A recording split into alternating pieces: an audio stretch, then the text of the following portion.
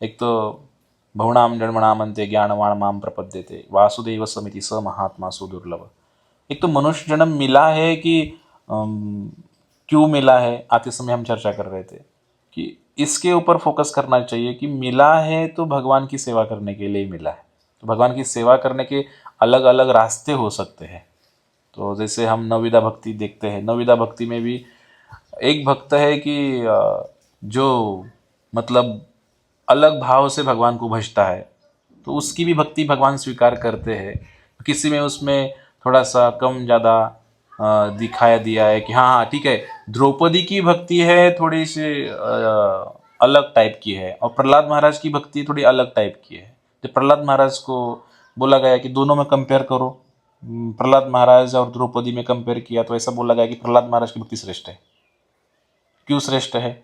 द्रौपदी ने जब पुकारा, भगवान को पुकारा द्रौपदी ने जब, तो शुरू में उन्होंने थोड़ा सा सीधा भगवान को पुकारती तो अच्छा रहता। ये भी एक प्रश्न पूछा गया द्रौपदी को, भगवान को क्यों नहीं पुकारा आपने? श्री कृष्ण को सीधा आपके पास संपर्क था, उनका कांटेक्ट नंबर आपके पास था, सीधा फोन लगा सकती थी द्रौपदी, क्यों नहीं पुकारा द्रौपदी ने?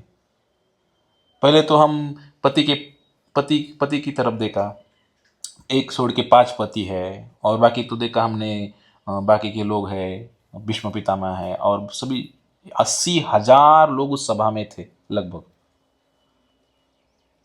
तो कितना समय हो गया, फिर खुद भी प्रयास किया, फिर अंतिम जब क्षण आया कि उसको समझ में आया कि मैं कुछ नहीं कर सकती, तब उन्होंने भगवान को पुकारा। तो भगवान को तो मतलब पहले से भी पुकारने का अधिकार था, उनके पास कांटेक्ट था भगवान का, इतना निजी संबंध था भगवान के साथ। हाँ, तो क्यों नहीं पुकारा? वो भी भक्त है, लेकिन थोड़ा देर किया समझने में, या इसीलिए बोला था कि प्रहलाद महाराज की भक्ति जो है, हाँ, तो द्रौपदी से भी ऊपर प्रहलाद महाराज की भक्ति है। तो प्रहलाद महाराज ने कभी खुद होके प्रयास नहीं किया कि मुझे, हाँ हाँ, इतना बड़ा संकट आया है द्रौपदी के ऊपर, तो एक ही बार संकट आया ना इतना बड़ा।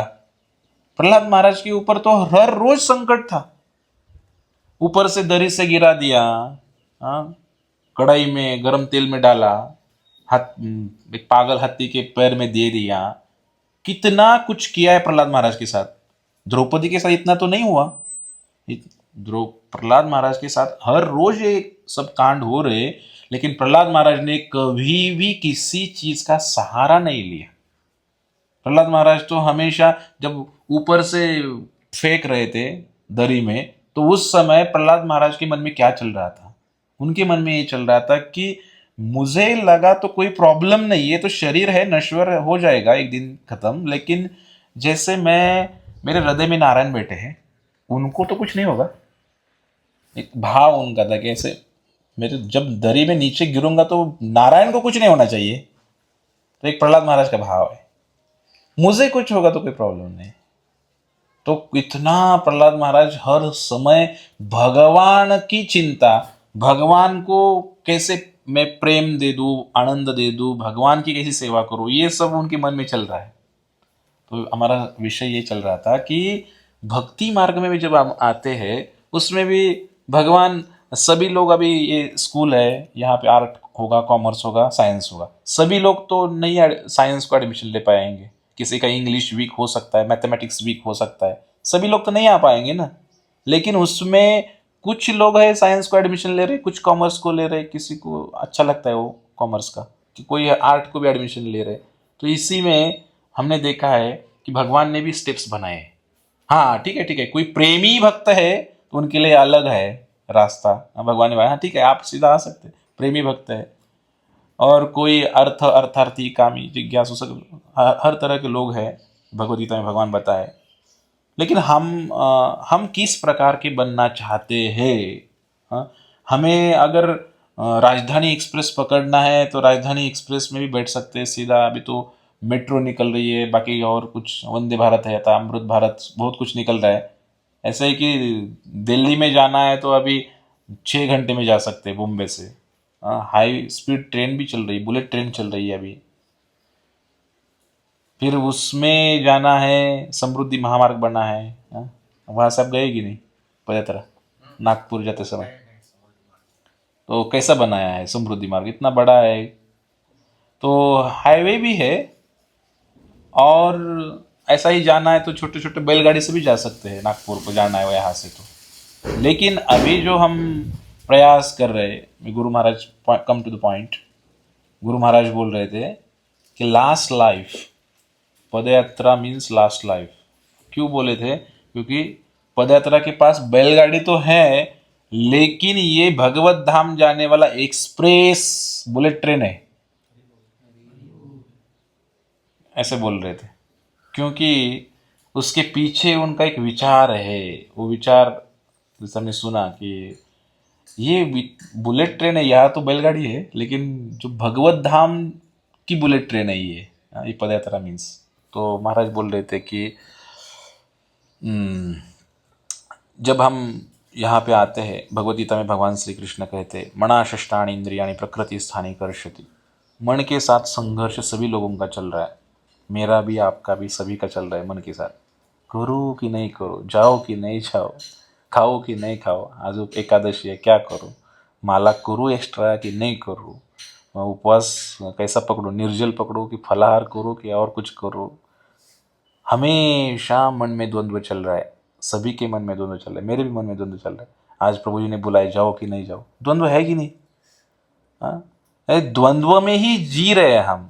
मना षष्ठानि इंद्रियाणि प्रकृति स्थानी कर्षति, कर्षति में संघर्ष। तुकाराम महाराज बोलते हैं रात्रंदिवस आम्हा युद्धाचा प्रसंग।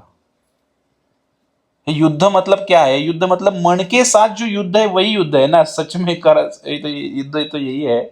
हाँ? अगर बहुत बड़ी बड़े हम राजा बन गए, सैनिक कुछ बन गए, बहुत बहुत बड़े लड़ाई किए और बहुत कुछ किले निर्माण किए, हासिल किए, बहुत कुछ दुनिया के ऊपर राज किया, लेकिन मन के साथ हार गए तो सब हार गए हम। मन की लड़ाई हार गए हम। बहुत बड़ा वो सिकंदर था, जो जीता वही सिकंदर। हाँ? वो कैसे मर गया? हिटलर कैसे मर गया? हिटलर ने तो इतना सारा राज किया, लेकिन हिटलर को आत्महत्या करना पड़ा। उन्होंने खुद को, इतने लोगों को मारा, खुद लाखों लोगों को मारा, इतना क्रूर था, लेकिन खुद इतना डिप्रेशन में आ गया कि वो खुद मर गया हिटलर। तो ये सब मन की ही तो बात है। हाँ?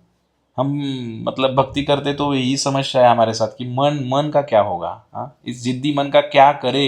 हाँ? तो बहुत बार अभी तो हमने देखे हैं, भक्ति मार्ग में भी आते हैं, बाहर का कुछ चर्चा नहीं करूँगा मैं, लेकिन भक्ति मार्ग में भी जब हम आते हैं तो मन में बहुत संकल्प विकल्प आते हैं। ब्रह्मचारी रहूँ कि न रहूँ, हाँ, संन्यास ले लूँ कि नहीं ले लूँ, पदयात्रा में जाऊँ कि नहीं जाऊँ, दीक्षा ले लूँ कि नहीं ले लूँ। हाँ, हर समय द्वंद्व ही द्वंद्व है, ये पूरा जीवन द्वंद्व में भरा पड़ा है। तो इसके लिए मैं सोच रहा था कि क्या करना पड़ेगा।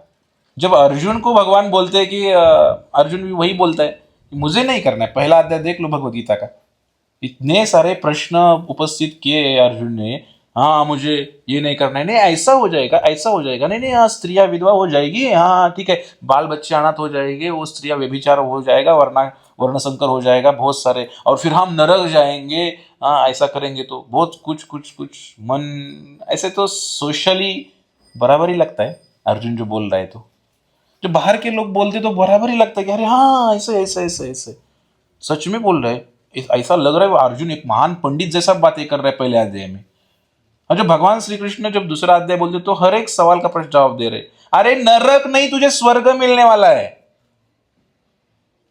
अगर तू मरेगा इधर लड़ते लड़ते तो तुझे स्वर्ग मिलने वाला है। क्यों? जो युद्ध में लड़ते समय मरता है उसको स्वर्ग की प्राप्ति होती है। और अगर तू मरेगा नहीं, जीतेगा, राजा बनेगा, तो जब राजा बनता है तो स्वर्ग उधर ही है, स्वर्ग का सुख उसका उपभोग आप कर सकते हो इधर रह के। प्रॉब्लम क्या है? ये नरक कहाँ से निकाला तुमने? कौन बोला तुमको नरक जाता है? इसको बोलते हैं हम मन घड़ित, क्या हिंदी में क्या बोलते हैं इसे, ये खुद के जैसे हम मन से ही कुछ निकालते रहते हैं कि मन गढ़न कुछ बातें निकालते रहते, ऐसा होगा वैसा होगा वैसा होगा, अरे कुछ नहीं होगा। हम्म, भगवान बोले ना तो भगवत गीता का हम जब स्टडी करते हैं ना, एक्चुअली इसको डिटेल में स्टडी करना चाहिए कि क्या है, इतना अच्छा सुंदर संवाद है कि जितने कई प्रश्न उपस्थित किए अर्जुन ने सब हमारे ही प्रश्न है, और भगवान इतनी सुंदर तरीके से समझा रहे हैं हर एक प्रश्न को। हाँ, वो कितना कुछ कुछ बोलता है और पूरा भगवत गीता में पूरा उत्तर दिया भगवान ने।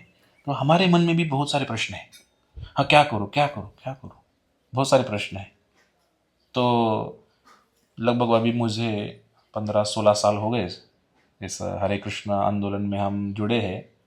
मेरा एक ही कंक्लूजन है प्रभु जी कि ये सब मन का खेल है, बाकी कुछ नहीं है, कुछ नहीं है। सब संकल्प विकल्प ये सब मन के ही खेल है ये सब।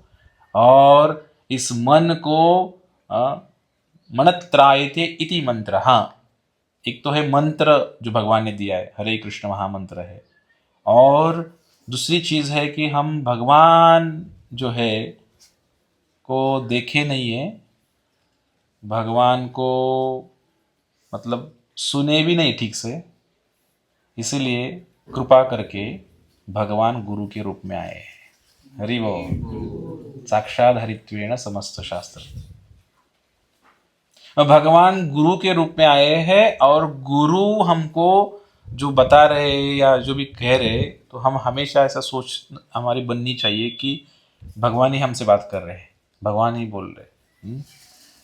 मैंने ऐसे देखा है कि मतलब जो गांव वाले लोग रहते हैं या बाकी की संप्रदाय में मैंने देखा है, हमसे भी ज़्यादा भाव गुरु के प्रति उनका है। मैंने खुद देखा है, वो गुरु को भगवान ही मानते हैं, मानना भी चाहिए। वो पूरा भगवान का जो भी, क्योंकि हम तो विग्रह को कहाँ देखे, हम तो बोल रहे ये मूर्ति है, विग्रह को भगवान माने ही नहीं हम अभी तक। अगर मानते तो फिर अलग बात है, वो नामदेव महाराज जैसे। हाँ? तो हम भगवान, हम तो, मैं तो कहता हूँ हम नास्तिक है, मैं तो कहता हूँ मैं नास्तिक हूँ, क्योंकि हम भगवान को जब आदान प्रदान करते हैं तो नहीं मान रहे कि साक्षात भगवान है, फील ही नहीं आ रहा है। हाँ मूर्ति है, मूर्ति मूर्ति कभी खाती है, ये भोग लगा के खाती है, नहीं नहीं हाँ ठीक है, मैं मतलब कुछ हम बनाते समय भी ऐसा भाव कि हम भोग तो बना रहे, फिर इसमें अगर नमक डालना भूल ही गया मैं तो ऐसे ही खाया खाया होगा, भगवान ने खाया होगा। तो चिंतन हमारा जो भगवान के बारे में चलता है इतना नहीं होता है, तो हम बोलते कि, मैं तो बोलता हूँ कि हम भगवान को मानते ही नहीं। एक तरफ से अगर मानते तो हम कुछ करते उनके लिए। वैसे इसीलिए जब गुरु आते, हाँ गुरु आते, तो गुरु भगवान का स्वरूप होके गुरु की सेवा, ये गुरु जो बोलते हैं उनकी सेवा है, उनका विचार है, उन्होंने जो भी आपको कहा है उसके ऊपर चिंतन है, मनन है। हाँ, तो ये सब करेंगे तो भगवान तो प्रसन्न हो ही जाएंगे। तो इसलिए हम सोच रहे कि जो गुरु अच्छा मिला हमको, तो हमारा जीवन यशस्वी हो गया। भवनाम जन्मनाम अंत्य का अर्थ है कि वासुदेव समिति स महात्मा सुदुर्लभ। वो महात्मा कहलाता है, वो व्यक्ति बहुत रेयर है कि जिसको वासुदेव समझ में आए। लेकिन वासुदेव मैं बोल रहा हूँ, वासुदेव को समझने की जरूरत ही नहीं है। अगर हम गुरु को समझ आएंगे, गुरु को पूरी तरह से, आप गुरुवाष्टकम सुबह हम जो गाते हैं ना, थोड़ा सा गुरु के ऊपर हम चिंतन करेंगे। हम तो ज़्यादा डीप में नहीं जाते, लेकिन मैं बोला ना कि हम जब कुछ कुछ जगह पे मैंने देखा कि इतना गुरु के प्रति समर्पण है, इतना गुरु को मानते हैं, भजते हैं, क्योंकि गुरु साक्षात भगवान का प्रतिनिधित्व कर रहे हो, भगवान ही है, उनके साथ हम ऐसा व्यवहार करना चाहिए। ये साक्षात भगवान ही आए हैं, उनके साथ ऐसा व्यवहार, गुरु बोल रहे तो कुछ करना चाहिए और कुछ उसके ऊपर चिंतन मनन होना चाहिए। तो इसलिए हम देखते हैं कि हमें अच्छा गुरु मिले, अच्छी संस्था मिली है। ऐसे कल हम राधा गोविंद महाराज का कोटेशन सुन रहे थे, उसमें बोल रहे थे कि इस्कॉन एक भगवान का जो सिर है उसके ऊपर का मुकुट है, बोल रहे थे। इस्कॉन मतलब एक मुकुट है, और उस मुकुट में एक शिरोमणि, एक हीरा लगा हुआ है, एक मेन हीरा होता है यहाँ पे। वो हीरा मतलब बोले हमारे परम पूज्य लोकनाथ स्वामी महाराज है। वैसे बोल रहे थे वो। तो अगर हीरा है तो हीरे, जो गुरु महाराज को हीरा बता रहे हो कि मुकुट के लगा हुआ ऊपर एक हीरा है, सच में हमें हीरे मिले हैं। हाँ? ये प्रभुपाद ने हमें हीरे दिए हैं ऐसे बड़े बड़े। और इतना हम भाग्यशाली है, सौभाग्यशाली है कि ऐसे संतों का दर्शन, एक संत, नाम नहीं लूंगा, लेकिन एक बोल रहे थे व्यक्ति, महान संत है, वो बोल रहे थे अभी इस समय अतिशयोक्ति नहीं कर रहा हूँ मैं, वो जो बोले वो बता रहा हूँ। इस समय अगर इस धरातल पे बोल रहा हो, पूरा विश्व में अगर कोई संत है, ऐसे तो हमारे पास बहुत सारे संत हैं, कंपैरिजन नहीं है, लेकिन सच में आपको किसी संत को देखना है, संत कैसा होता है, साधु कैसा होता है, तो एक ही संत है, बोले परम पूज्य लोकनाथ स्वामी महाराज। उनका नाम नहीं बताऊंगा मैं। ऐसे महान लोग। फिर हम सोचते, जब भी हम ऐसे सोचते हैं तो बोल रहे थे कि अरे हम तो हमारे महाराज ऐसे, मतलब हम इतना ज़्यादा कभी विचार नहीं किए कि ऐसे कुछ हो सकता है, कि ऐसा होता है। तो प्रभुपाद जी थे, तो प्रभुपाद जी भी जो शिष्य मंडली होती होगी उनके पास, शायद किसी को पता नहीं होगा कि इतने बड़े व्यक्ति होंगे, लेकिन आज प्रभुपाद जी को कितना सम्मान मिल रहा है।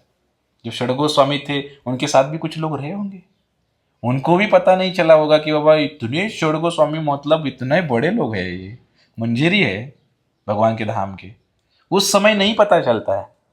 तुकाराम महाराज को तो इतना मारा पीटा, ज्ञानेश्वर माउली को इतना मारा पीटा लोगों ने। हाँ, उस समय उन लोगों को पता नहीं चला कि इतने बड़े लोग हैं, ये संत इतने बड़े लोग हैं, भगवान के अधिकारी लोग हैं। लेकिन उनके जाने के बाद आज उनके चरण पादुका का दर्शन लेने के लिए लाखों लोग वेटिंग में हैं। तो उस समय समझ में नहीं आता है कि भाई कौन है क्या है। तो जब ऐसे लोग हमारे साथ है, ये बहुनाम जन्मनाम अंत्य का मैं अर्थ बता रहा हूँ कि वासुदेव समिति स महात्मा सुदुर्लभ। वासुदेव को जानने से पहले गुरु को जान लेंगे हम कि ये कौन लोग हैं जिनसे हम जुड़े हैं। हम तो बहुत नालायक है, लेकिन हम जिससे जुड़े हैं इससे हम पता चलता है कि हम भाग्यशाली है। मैं तो कहता हूँ कि दोनों हाथ ऊपर करके हम बोल सकते हैं कि जिन दुनिया में सबसे भाग्यशाली हम हैं।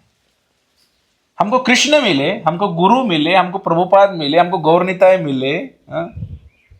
वृंदावन में एक संत है राजेंद्र दास महाराज करके, उनके मुख से मैं सुन रहा था एक बार, वो बोल रहे थे कि अगर आपको इसी जीवन में प्रेम प्राप्त करना है, सबसे आसान तरीका है कि चैतन्य महाप्रभु के चरणों का आश्रय ले लो।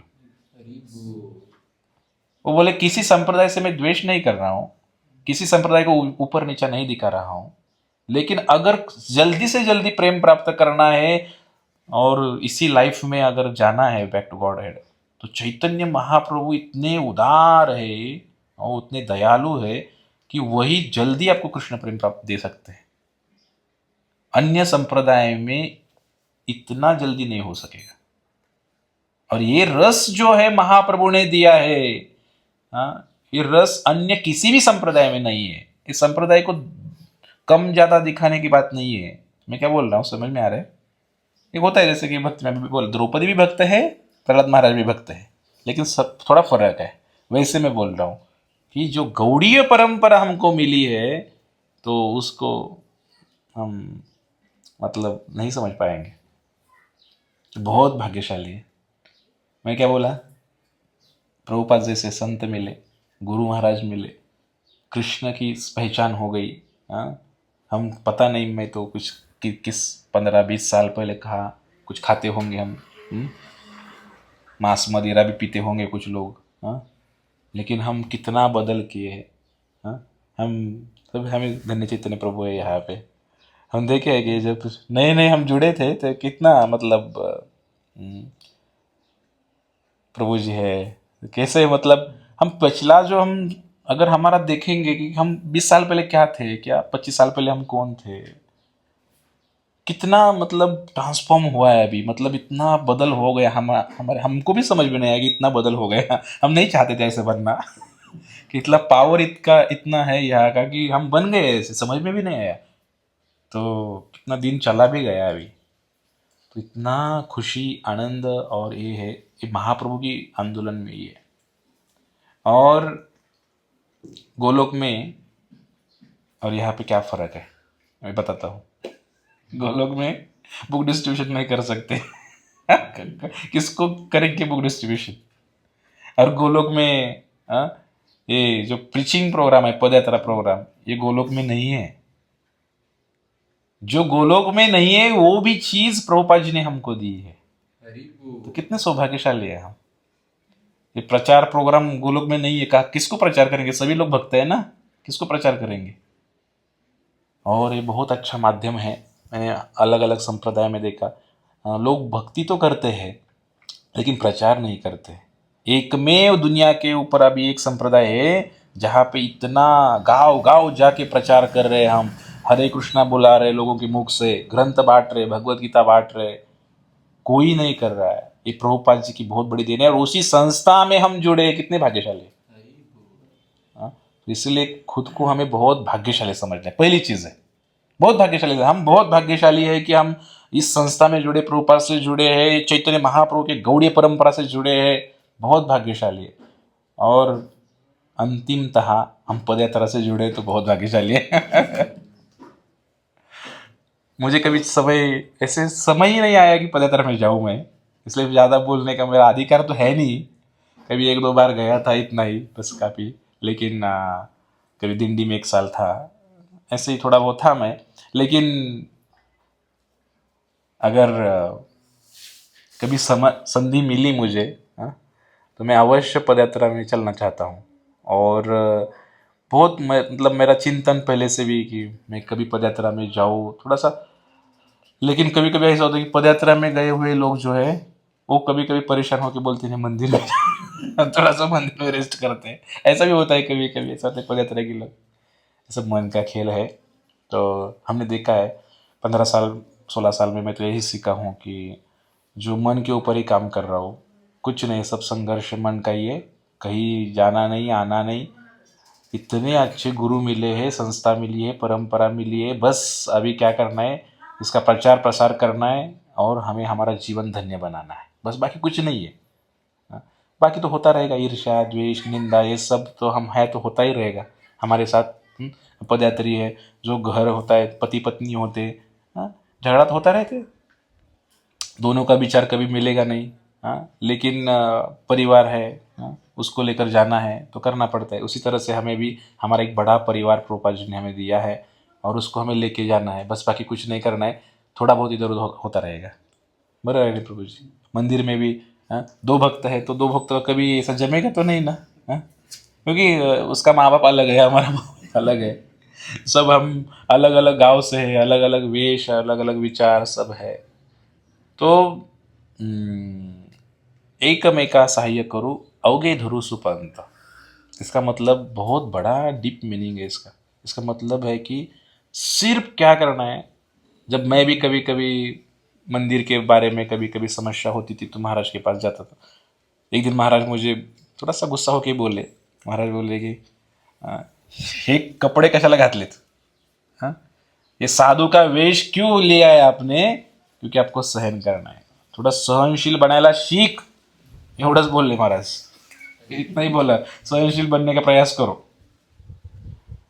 मुझे याद है अभी तक इस चीज़ को, मैं 12-13 साल हो गए, अभी तक मैंने कभी गुरु महाराज के पास में कभी गया नहीं, अभी तक कभी उनको तकरार नहीं किया, कुछ कंप्लेंट नहीं किया, कुछ भी नहीं, करने का ही नहीं। हमें कुछ समझ में आया है तो गुरु के लिए हम क्या कर सकते हैं, बस। कल महाराज यारोड़े में हम सुन रहे थे कि इचलकरंजी में मंदिर बन रहा है, तो महाराज बोले बिना कटकटीचा प्रोजेक्ट है ना, बिना कटकटीचा प्रोजेक्ट मतलब कुछ कटकटी नहीं, पता ही नहीं मंदिर खड़ा हो गया। वो मीटिंग में बैठो, ये करो वो करो। हम महाराज को कुछ देना चाहते हैं, गुरु को कुछ देना चाहते हैं हम। महाराज जी प्रोजेक्ट ले लो, इतने भक्त ले लो, उनको क्यों बीच में लाए फिर? तो हम गुरु मतलब साक्षात भगवान ही प्रतिनिधि के रूप में आए हैं, तो हमें उनको प्रसन्न करना, यही हमारा टारगेट है। मतलब महाराष्ट्र पदयात्रा का अभी कितना 5वां साल है, 7 पूर्ण झाले। मुझे पता है कि मुझे 5 साल पहले आप आए थे महूद में, जब शुरू किया था नया नया, 1 साल हो गया था, तो आरोडे से होते आए थे।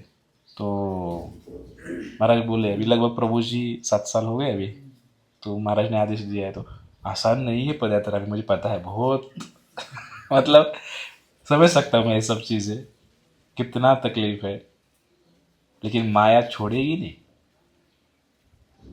पदयात्रा में भी चैतन्य महाप्रभु, हम तो गुरु की बात कर रहे हैं, चैतन्य महाप्रभु तो साक्षात कृष्ण है। और महाप्रभु जब झारखंड के जंगल से आ रहे, उनके साथ एक भक्त था, कौन? काला कृष्ण। हाँ? नाम नहीं नहीं, वो काला कृष्ण जो था एक लड़का था, तो जब आ रहे थे झारखंड के जंगल से, तो महाप्रभुओं के साथ असिस्टेंट करके दिए है उनको दक्षिण भारत यात्रा के लिए। और जब वो झारखंड से आ रहे, तो हर गांव में रुकते, जैसे हम रुकते पदयात्रा, तो हर गांव में रुकते हैं। देखो साक्षात भगवान है, फिर भी उसका मति माया ने अटैक किया उसके ऊपर। वो किसी गांव में कोई लड़की उसको अच्छी लगी, वो उधर ही रुका वो।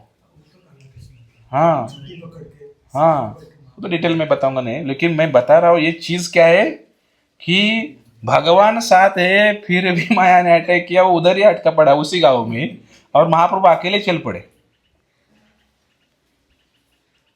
देखो, तो माया तो छोड़ेगी नहीं, कहीं भी जाओ। बलभद्र भट्टाचार्य उनका झारखंड तो नाम तो वही होगा। तो समझ में आएगा आपको सब कुछ। माया तो छोड़ेगी नहीं, लेकिन हम माया को डरा सकते हैं। कैसे डरा सकते हैं? अगर हम हमेशा गुरु की कृपा को लेकर चलेंगे ना, ये माया कुछ नहीं कर सकती। भगवान के साथ रहेंगे फिर भी माया अटैक कर सकती है, लेकिन गुरु का कवच इतना हार्ड है, माया कुछ नहीं कर सकती। इसलिए गुरु के शेल्टर में उनकी प्रसन्नता के लिए हृदय से काम करेंगे ना हम, तो माया शायद हमें छोड़ देगी, कुछ नहीं करेगी। और प्रभुपाद जैसे इतने पावरफुल गुरु है ना, इसलिए हम सब लोग टिके हुए हैं। उनकी कृपा अभी भी चल रही है और चलती रहेगी 10,000 साल तक। हरि बोल। तो प्रभुपाद महाराज ने, देखो हम जब फल खा रहे हैं, एक आम का पेड़ लगाया था, किसने? हमारे दादा ने, पर दादा ने। उसके आम अभी आए, अब ये नातू पंतु सब खा रहे हैं सब। हाँ, वैसे प्रभुपाद जी ने ये पेड़ लगाया है। और श्रीमद् भागवत में एक जगह पे ऐसे एक परपट में लिखा है, आपने सुना है कि नहीं पता नहीं। प्रभुपाद जी बोलते हैं इस्कॉन ये संस्था नहीं है, इस्कॉन ये भगवान का अवतार है कलयुग में। जब भी तात्पर्य पढ़ते ना तो कॉन्फिडेंस आता है, कुछ क्या है ये सब, ये संस्था नहीं है, ये साक्षात भगवान का अवतार ही हुआ है कलयुग में। मतलब जैसे चैतन्य महाप्रभु आए, तो उनको 24 अवतार में गिनो न गुनो बात अलग है, लेकिन ये 25वां अवतार समझ लो, अवतार ही है। और ये अवतार अभी 10,000 साल तक काम करते रहेगा। और उसी अवतार में मेन जो है वो पदयात्रा काम कर रही है। शायद आपको ही पता नहीं होगा, हम तो बोलेंगे हाँ नहीं ठीक है, हम तो ऐसे आए भक्ति करने के लिए, ठीक है हम चला रहे। लेकिन भगवान, वो बंदर लोगों को भी पता नहीं था कि इतना बड़ा सेतु राम जी हमसे बांध कर ले रहे, कुछ पता नहीं था। और अकेला तो कुछ बंदर कर नहीं सकता, लेकिन कब सेतु बना और कैसे उसका नाम हुआ राम सेतु और इतना बड़ा ख्याति हो गया, ये सब भगवान की देन थी, भगवान का प्लानिंग था। वैसे ये भगवान का प्लानिंग ही था। प्रभुपाद जी आए और इतना बड़ा काम हो जाएगा और विश्व में इतना बड़ा प्रचार हो जाएगा, लोग भक्त बनेंगे और उसमें हमको सेवा में लगाएंगे बंदर जैसे। हम बंदर ही है प्रभुपाद जी की संस्था में। तो हमको हमको क्या आता था? मुझे तो कुछ नहीं आता था प्रभु जी। जब मैं शुरू शुरू में आया, जब कॉलेज में था, तो जब माइक पकड़ता था, कोई भक्त आगे गाता था, किसका आवाज़ अच्छा है तो वो गाता था, और मैं भी थोड़ा सा प्रयास करता पीछे बोलने का, तो वो बोलते चुप, हरे कृष्ण गाने को नहीं आता था, मतलब जो ट्यून में वो गा रहा है उस पे पीछे गाने को नहीं आ रहा था। क्या नहीं यार, लता मंगेशकर ने एक बात बोला कि प्रभुपाद इतने महान संत है कि उन्होंने क्या किया, ये जो शास्त्रीय संगीत है बहुत डिफिकल्ट होता है, वो सब लय सुर ताल बहुत कुछ सीखना पड़ता है, वो कहाँ हमको आएगा। तो वो बोले प्रभुपाद जी ने ऐसा कुछ निकाला है, धुन धुन निकाला है, और ऐसा कुछ वो संगीत को मोड़ लिया है, ऐसा कुछ बना लिया है ये हरे कृष्णा वाले को, उसको कोई भी उठता है और गाता है और वो अच्छे से गा सकता है। प्रभुपाद ने बहुत, मतलब आप थोड़ा थोड़ा डिटेल में जाएंगे ना, प्रभुपाद जी ने मतलब साधारण नहीं है ये सब चीज, ये भगवान की विशेष प्लानिंग करके आई है कि देखो हम, मुझे कुछ नहीं आ रहा था, मैं भी अभी अच्छे से गा सकता हूँ। लोग बोलते हैं मुझे अच्छा गाता है प्रभु जी, आप गाते हैं, मतलब कुछ नहीं आ रहा था मुझे, गाने को नहीं आ रहा था, कुछ नहीं आता था। तो सब मतलब ये चीज़ें ये प्रभुपाद जी ने डिजाइन की है, ये विदेशी लोगों को कहाँ आएगा, लेकिन कितने अच्छे अच्छे लोग गा रहे हैं अभी। इतने अच्छे गा रहे हैं कि लता मंगेशकर का गाना आप एक दो बार सुन के बोर हो जाएगा आपको, लेकिन हमारे इतने पास भक्त इतना सुंदर गाते हैं, लोग उनको बोला कि ओ अभी तो भजन क्लबिंग चल रहा है, कहाँ का भजन रखते हैं, इतने पॉप सिंगर हो गए जैसे, और सिंगर के घर में जाके गाते, सोनू निगम के घर में जाके गाते, उनको सुना के आते हमारे लोग। कहाँ कहाँ क्या क्या चल रहा है, ये प्रभुपाद जी ने, देखो सूक्ष्म स्टडी करेंगे ना थोड़ा सा ध्यान में आएगा कि नहीं, हम चल क्या रहा है, प्रभुपाद जी ने क्या क्या दिया है हमको। तो थोड़ा सा बुद्धि लगाना पड़ेगा कि हम बहुत भाग्यशाली, मैं तो खुद को बहुत भाग्यशाली समझता हूँ, और इसमें इतना आनंद है। सिर्फ हम मन में थोड़ा सा संकोच नहीं रखना चाहिए, शरणागति, कल ही हमारा इधर कथा हो गया, तो बांसुरी से हम सीख सकते हैं, जो भगवान की बांसुरी है, फुल्ली सरेंडर है भगवान को। क्योंकि उसके ऊपर छिद्र है, तो अंदर सभी खाली है पूरा, जो भगवान की बांसुरी पूरी खाली है, और बांसुरी में सब छेद है, पानी भरो निकल जाता है, हवा भरो निकल जाता है, और अंदर देखा तो कुछ भी नहीं, जो अंदर है वही बाहर है। तो हमें भी वैसे ही बनना पड़ेगा कि जो अंदर है वही बाहर। और एक पदयात्रा के माध्यम से हम जो भी सेवा कर रहे हैं अभी यहाँ पे, तो भगवान की सेवा अच्छी तरह से कैसे हो जाएगी, इसके ऊपर हम ध्यान करेंगे। जो भी गुरु महाराज ने हमको सेवा दी है तो उसके ऊपर हम ध्यान करेंगे, और थोड़ा सा गुरु तत्व में थोड़ा चिंतन होना चाहिए, बार बार उनके ऊपर चर्चा होनी चाहिए कि गुरु की प्रसन्नता, बस बाकी कुछ नहीं।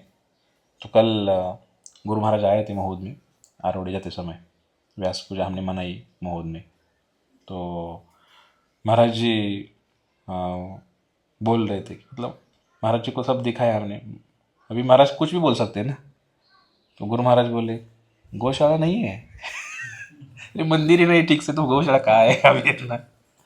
महाराज बोलते हाँ गौशाला कुछ होना चाहिए यहाँ पे, महाराज बोल रहे थे। तो हमने ठान लिया कि अभी वसु बारस आएगी दिवाली में, गौशाला का उद्घाटन हो जाएगा, हो गया हमारा फाइनल, अभी कुछ भी करके हम करेंगे, महाराज बोले तो करेंगे। समझ में आया क्या?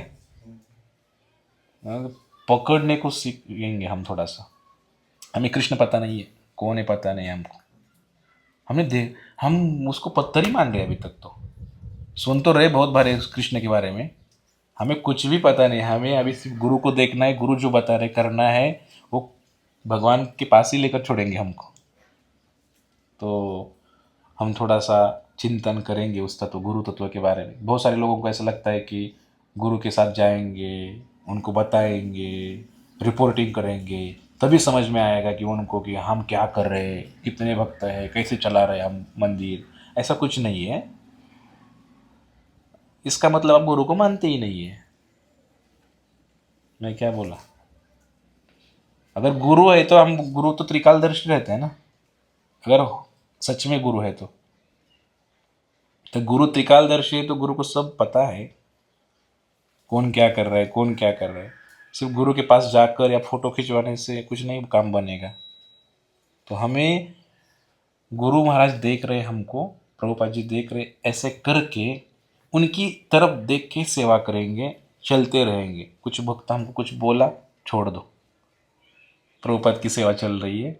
हाँ? कुछ कुछ झगड़ा भी हुआ किसी के साथ तो भी छोड़ना है, आगे जाना है। हाँ, आगे जाना है, आगे जाना है, क्योंकि ये हमारे लिए बना है, गुरु ने हमको सेवा दी, बस हम इसी मार्ग पर चलते रहेंगे। तो ज़्यादा समय तो मैं नहीं लूँगा, आपको आराम भी करना है, नींद से उठाया मैंने। तो आज एकादशी है, तो हम प्रयास करेंगे कि पदयात्रा कैसे आगे बढ़ेगी, हम अंत तक कैसे टिके रहेंगे। भले हमारे स्वभाव अलग अलग हो सकते हैं, मैं पहले ही बताया। तो किसी का गुस्से वाला स्वभाव हो सकता है, किसी को नींद ज़्यादा आती है, कोई ज़्यादा सोता है, किसी को ज़्यादा खाने को लगता है, समय पे खाने को लगता है, किसी को ज़्यादा कष्ट नहीं होता है, किसी को चलना नहीं होता है। ठीक है, चाहिए नहीं चल सकते, आप वो दूसरा कुछ सेवा ले लो और उधर कुछ करो, कुछ तो करो, लेकिन खुद को हमको कहीं तो बिठाना है। 20 साल हो गए, 30 साल हो गए, इधर भी कुछ पता नहीं, ये सेवा में वो सेवा में, कहीं भी पता नहीं, ऐसा नहीं होना चाहिए।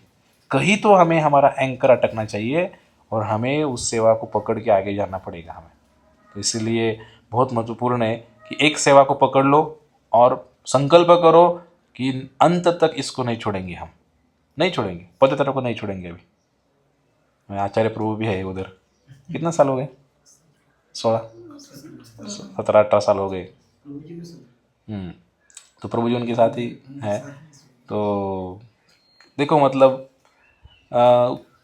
कहाँ वो गाँव, कहाँ मतलब देख सकते हैं हम वैष्णव में कैसे गुण रहते हैं कि ऐसे तो कुछ पढ़े लिखे है नहीं, लेकिन गुरु की कृपा हो जाती है।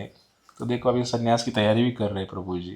तो मैं बताता हूँ आपको, अभी प्रभु जी का उदाहरण नाम आया है तो हम देखते हैं। इन दाऊदल्ला प्रभु है या आचार्य प्रभु है, कोई भी हो, एक स्वभाव और वो व्यक्ति आपको पता नहीं, ऐसे समझ लो, ठीक है।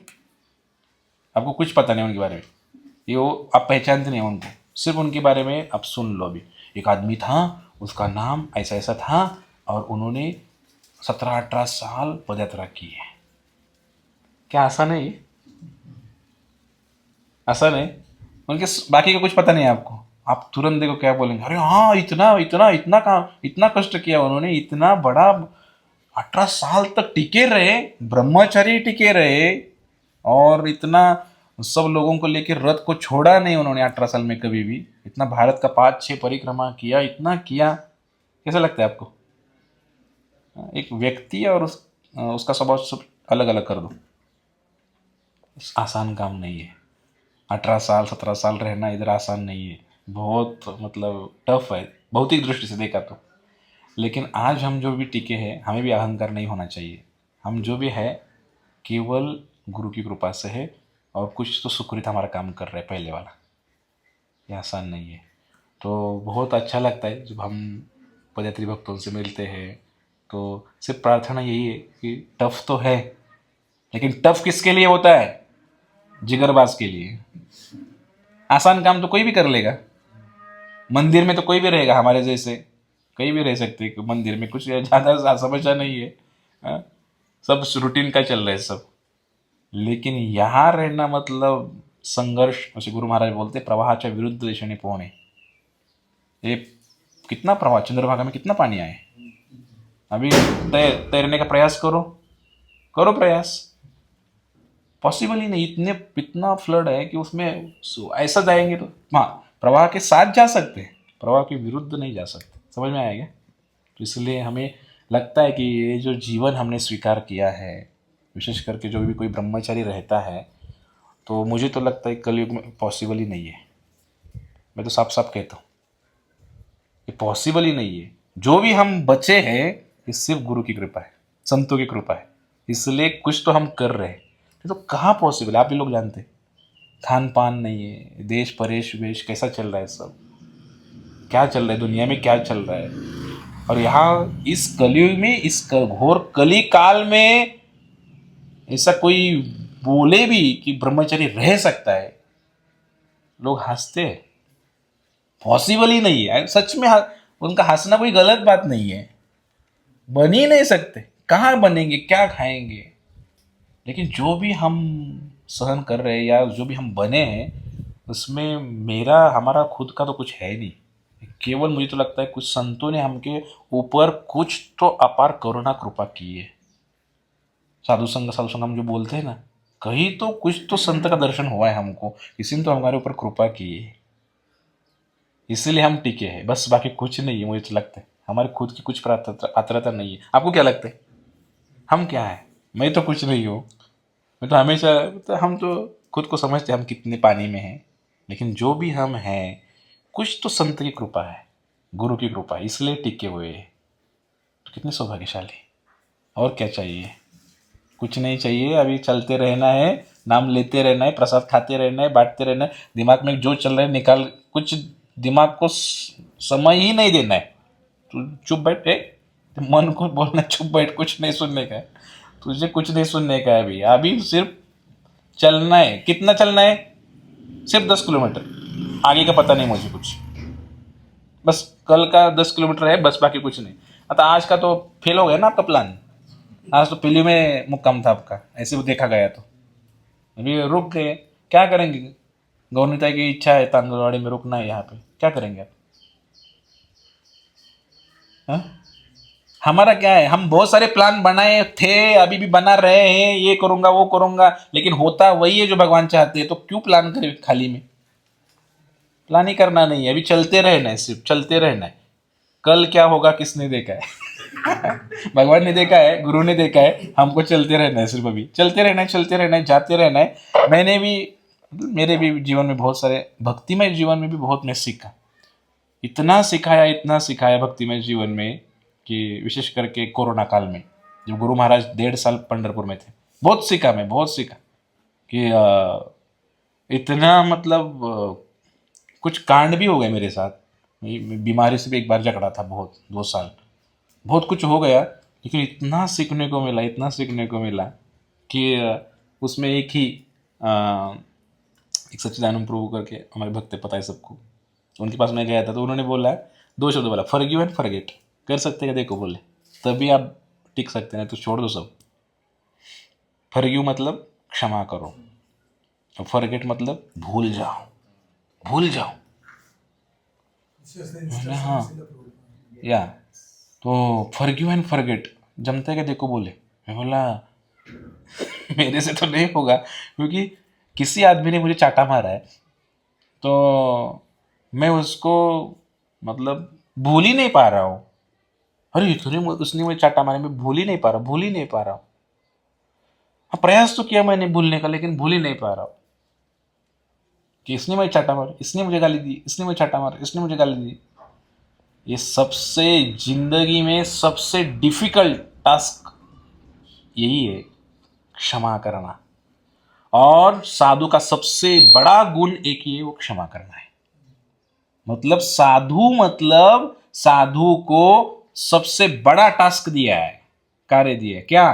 क्षमा करना।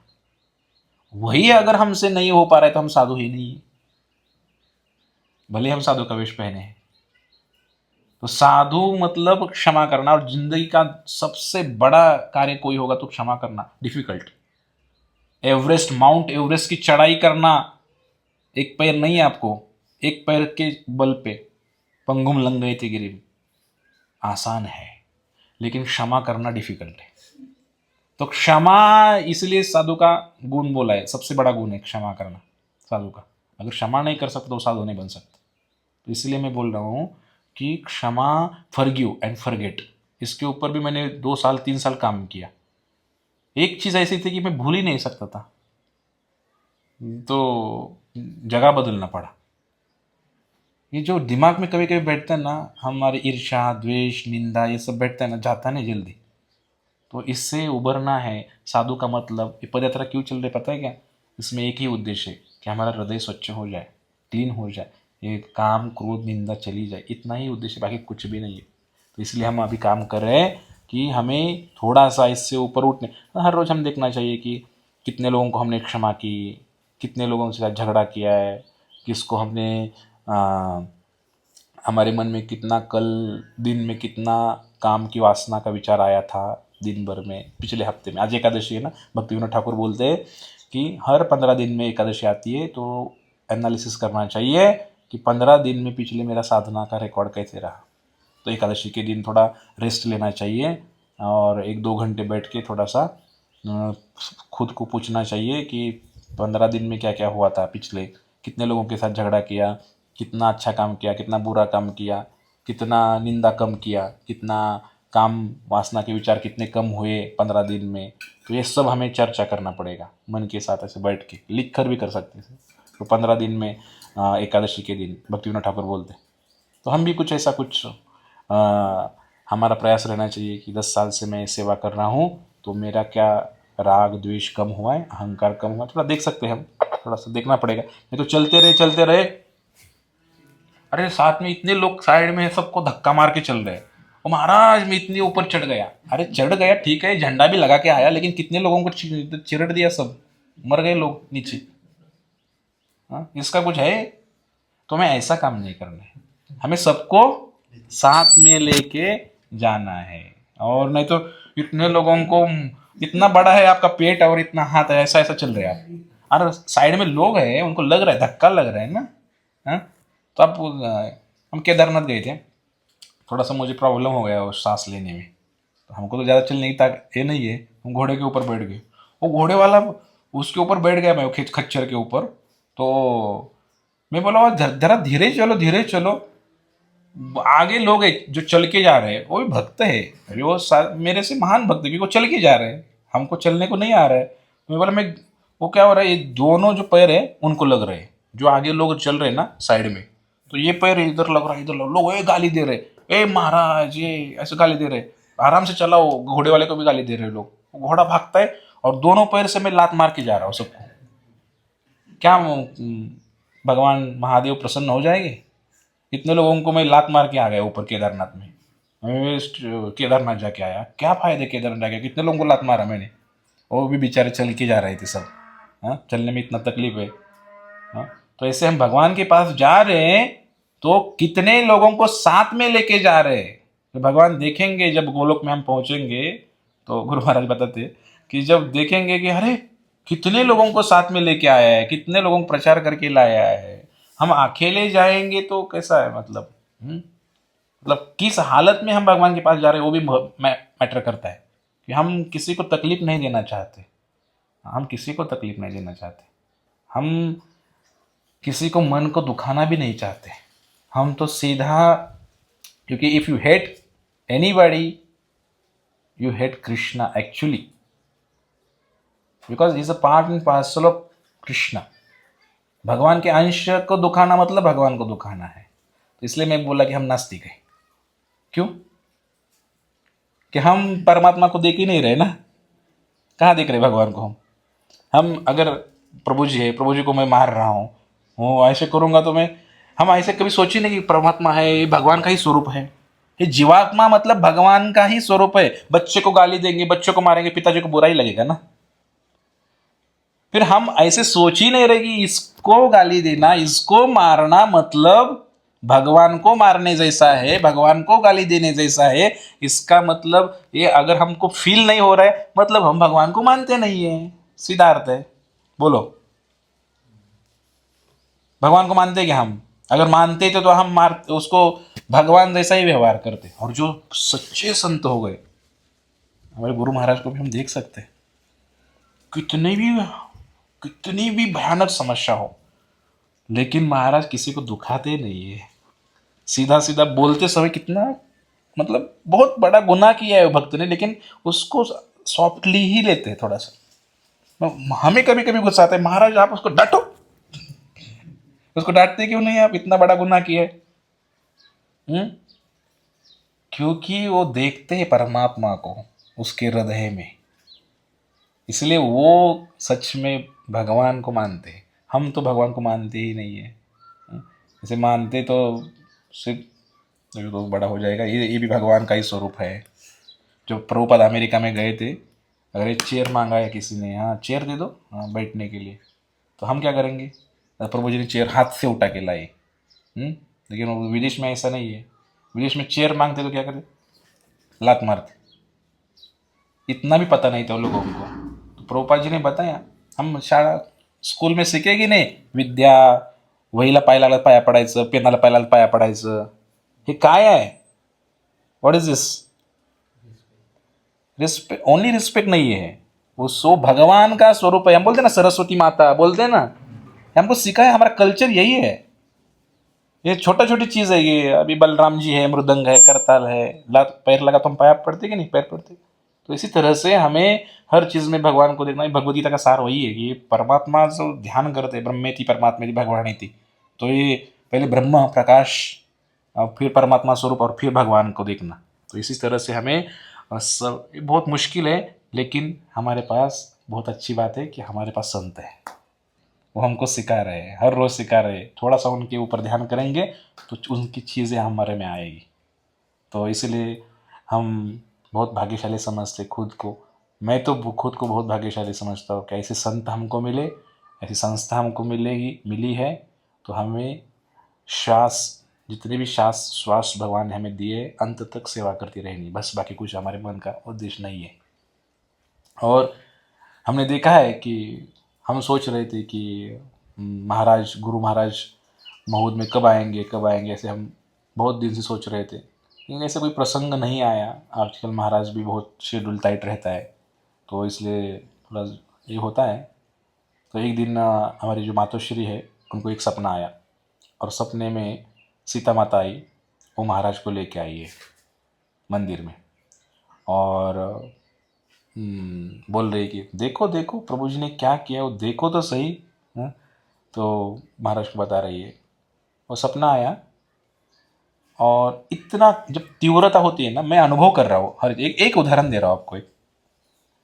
तो महाराज उसी दिन, मतलब ये सपना जब आया मातोश्री को, तो उन्होंने बताया ही मुझे, ऐसे नहीं कि बाद में बताया, उसी समय बताया कि मुझे एक स्वप्न में ऐसा दिखा कि महाराज आए और सीता माता लेके आई उनको। ऐसे एक सपना दिखा। उसके ठीक 7 दिन बाद महाराज आए और सीता माता ही लेके आई, और वही सीता माता का अंतिम दर्शन था। तो जितना तीव्रता और प्यार से हम कहीं भी रहे हो दुनिया में, और 7वें दिन महाराज आए और सीता माता उनको लेके आई, वो भी कुछ प्लानिंग नहीं था। आधा घंटा पहले पता चला कि महाराज आ रहे करके, जब करगनी में थे आटपाड़ी के आगे भिवघाट में, उस समय फोन आया कि महाराज रुकेंगे यहाँ पे। तो महाराज आए, और वो ऐसा स्वागत हुआ कि 1 महीना प्लान करके भी स्वागत नहीं हो सकता था। सब रेडी था, कल के लिए शरद बिहारी के लिए माला बना के रेडी थी, वही महाराज को डाली। सब फूल लाए थे पंढरपुर से, सब झंडू के वगैरह, सब सब बहुत भव्य दिव्य स्वागत हुआ सब बसा। और मंडप भी डाला था। आगे हमारा बैंक का उद्घाटन था, उधर बैंक आने वाला, सुबह उद्घाटन था, इसलिए उन्होंने पहले दिन मंडप सब डाला था, सब चकाचक किया था, स्टेज वगैरह सब रेडी था। महाराज को तो इतने सरप्राइज होगी, आधे घंटे में मंडप काट डाला इन्होंने। आपको वीडियो भेजूंगा, मैं देखेंगे तो आप पागल हो जाएगी, भाई इतने कैसा बड़ा स्वागत। और बाद में लोग, और महाराज के पीछे वो सब मैनेजमेंट टीम की असिस्टेंट की गाड़ी, उनको ही पता नहीं कहाँ चल रहे हम। और प्रहलाद प्रभु वगैरह सब आके बैठे हो पीछे, उनको भी पता अरे क्या चल रहा है सब। हाँ, सभी भक्तों को माला, इतने फूल हमारे पास थे, सब था, कुछ कमी नहीं था। फटाका वगैरह लगा के सब जोरदार स्वागत किया। तो तीव्रता, उनके ऊपर हम चिंतन करते हैं ना, तो हो जाता है। तो महाराज आ रहे, 7वें दिन आ रहे, तो जैसे देखा था स्वप्न में वैसे हो गए। क्या यही साक्षात्कार है हमारे? हमें कहीं कुछ और साक्षात्कार की जरूरत नहीं है। इतना काफ़ी है साक्षात्कार कि जब हम, हमारा रिलेशन बनता है, जैसे एक प्रियकर का प्रियसी के साथ रिलेशन वो चिंतन करता रहता है, जैसे गुरु के साथ रिलेशन बनना है, यहाँ महाराज के साथ रिलेशन, उनकी सेवा, उनको क्या चाहिए, कुछ चाहिए चीज़ें, ये सब चिंतन करना पड़ता है। और देखो, मतलब सीता माता को पता था कि शायद पता था कि उनको अभी बाद में नहीं आने होगा, उसके 2 महीने बाद ही वो गुजर गए। तो हमेशा जब जाती है तो इतने से नारियल लेके आती है, जो पंढरपुर के पेड़ के, और आरोड़े तो आरोड़े की भी लेके आती है। इससे ज़्यादा कभी नहीं लाया, लेकिन उस दिन बड़े बड़े 2 गोनी भर के, हाँ, लाया। शायद वो था कि आखिरी उनका भेंट था शरद बिहारी के लिए। तो हमेशा वो रुकती थी वहाँ पे, कभी भी क्रॉस करके नहीं गई वो, और नीचे बुलाती थी, ऊपर नहीं चढ़ने आता तो नीचे बुलाती थी उधर। मतलब मेरा कहने का मतलब समझ रहे हैं आप लोग, कि हम जो रिलेशनशिप बिल्टअप करते हैं गुरु के साथ और भगवान के साथ, थोड़ा सा मुझे भी कुछ अनुभव हुआ। जैसे हम, मतलब वो क्या चाहते हैं, वो खुद बताएंगे फिर हम करेंगे। इससे अच्छा है कि इतना रिलेशन बिल्ट होना चाहिए गुरु के साथ कि उनके अंतर्मन में क्या चल रहा है शिष्य को समझ में आना चाहिए, और उसको देखेंगे तो उनको अच्छा लगेगा, नहीं नहीं मैं यही चाहता था, मैं यही चाहता था, और ये मेरे शिष्य ने कर दिया, तो उनको अभिमान गर्व होना चाहिए उसके ऊपर। ऐसा शिष्य का भी कुछ काम होना चाहिए, सेवा होनी चाहिए। अभी तो हालत ऐसी है कि गुरु बताएंगे अरे बेवा ये करो सेवा, हम महाराज तबीयत ठीक नहीं है मैं नहीं जा सकता, महाराज मैं नहीं कर सकता। तो हम कहाँ है भक्ति में, हम तो बहुत छोटे हैं भक्ति में। इसलिए हम सोच रहे हैं कि थोड़ा सा प्रयास करेंगे गुरु महाराज को प्रसन्न करने का, प्रभुपाद जी को प्रसन्न करने का। और निताई गौर सुंदर हमारे साथ है, तो निताई गौर सुंदर के जो साथ है भाग्यशाली हम सब है ना। तो हम कैसे भी हो, अच्छे हो या बुरे हो, लेकिन हम तुम्हारे हैं। हम गौर निताई के हैं, और गौर निताई के साथ रहेंगे तो कैसे भी वो हमको लेके जाने वाले। कोई पात्र अपात्र नहीं देखेंगे, वो कुछ भी नहीं देखेंगे। तो और क्या चाहिए। हाँ, हरे कृष्ण कृष्ण कृष्ण हरे हरे, हरे राम राम राम हरे हरे।